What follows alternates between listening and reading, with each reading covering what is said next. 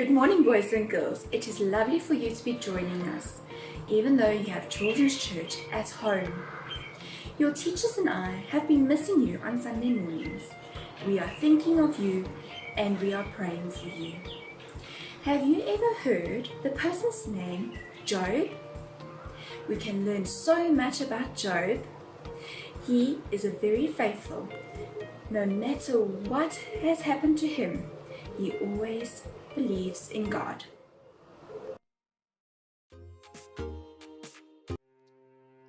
Job lived in a country called Uz. He had 500 oxen, 3,000 camels, 7,000 sheep, and 500 donkeys. He had 3 daughters, 7 sons, and even more servants. Job was considered a rich man. Job was also a godly man. Job did things that pleased God. He regularly prayed and asked God to bless him and forgive him for his sins. He built altars and made offerings to God.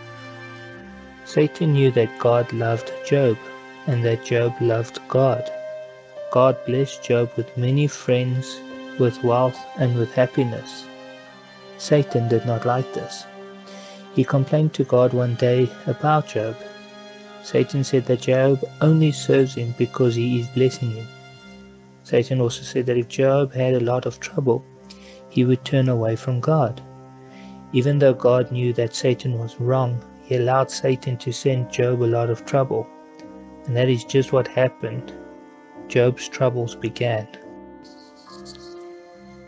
A messenger brought Job bad news. The messenger told Job that people came and stole all his donkeys and oxen and killed all of his servants. He was the only one that got away. Just then another servant came to tell Job that lightning had killed his sheep, and more servants. He barely escaped too. Along came another servant to tell Job that the other people stole his camels and killed all of his servants.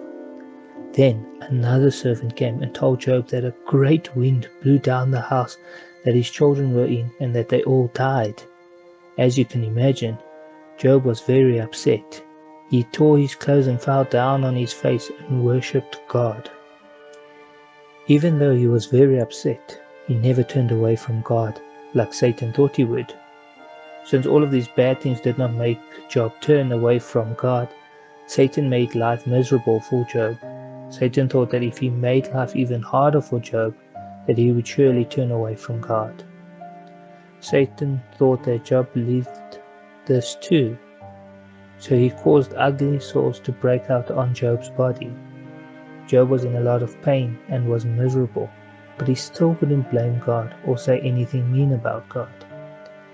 Everyone was horrified, including his wife. She even told Job to curse God and die. Job had 3 friends that came to help him feel better. Everybody thought that Job must be doing something wrong. They thought God was punishing Job. Then one day God spoke to Job. God told Job that he had done nothing wrong. Job was not being punished by God. God did not like what his friends had been saying about God. God wanted Job's friends to repent their sins with an offering. And once they had repented, Job would pray for his friends. They did what the Lord had asked of them, and the Lord accepted Job's prayer. After Job prayed for his friends, his sores went away. God began to bless Job again and gave him twice as much as what he had before. God gave Job more children, more servants, 14,000 sheep, 6,000 camels, 1,000 oxen, 1,000 donkeys. Even when times were bad, Job had trusted God through all the trials he had went through. And even when becoming ill, Job didn't turn away from God. He just kept trusting God and trusting in God's love for him.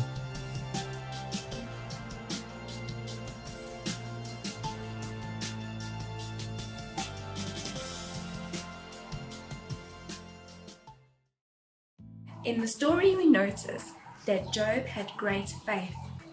Job believes that God is faithful. God is faithful because He's always there, He keeps our promises, and we can trust God. To have faith like Job is to believe in God, even though we do not see Him.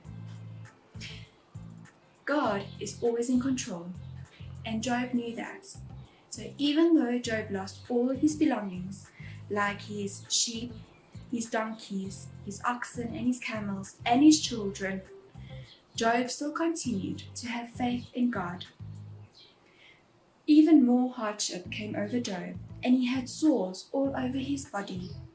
Job did not give up. Job still worshipped God. God kept His promises for Job by keeping him safe through all these trials. Job obeyed God. He prayed for his friends.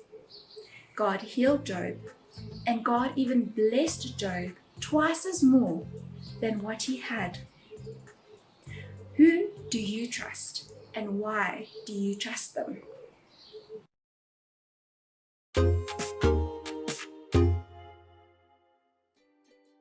You can play a trusting game with your family.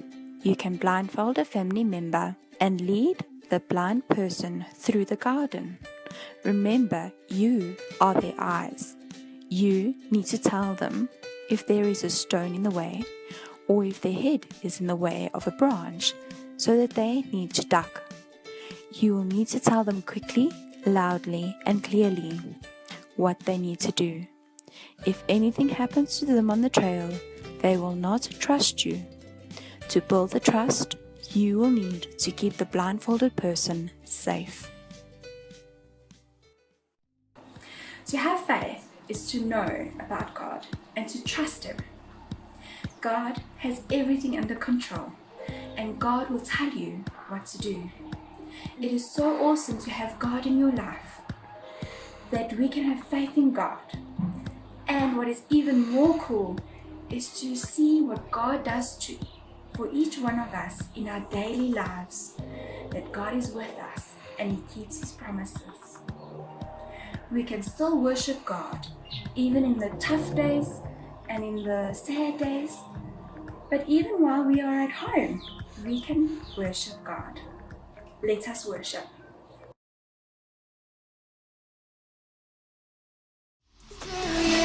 I can do anything. I can do all things. 'Cause it's you who gives me strength. Nothing is impossible through you. Blind eyes are open. Strongholds are broken. I am living by faith. Shout it out. Nothing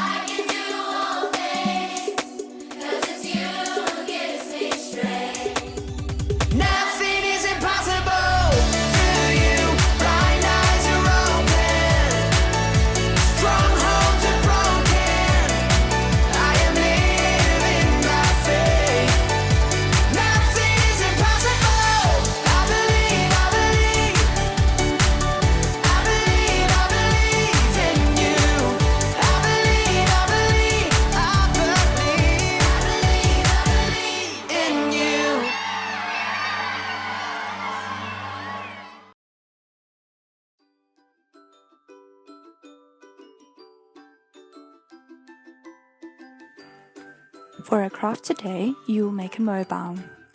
When you hang your mobile, it will turn, and every time you see a happy or a sad face, you will remember that God is always faithful and will never leave you. Start by cutting 2 strips of cardboard about 5 centimeters by 29.7 centimeters. It is the length of an A4 page. Write "God is faithful" on the one of the strips and write "When I feel" on the other. You can decorate them as you wish. Tape the ends together to form a hoop. Find something round, it can be a cup or a tin, to use as a circle. Trace the circle down 6 times on cardboard. Cut out all 6 circles. Decorate 6 circles with different emojis, like happy, sad, a crying, sick, laughing, or a big smile. Cut 6 strands of wool or string in lengths of 30 centimeters. Cut a few shorter, but have one long strand to hang your mobile. Attach each wool strand on the inside of your hoop with tape. Tape the different faces on the loose end of the strings. Attach a length of the string across the hoop to hang it up.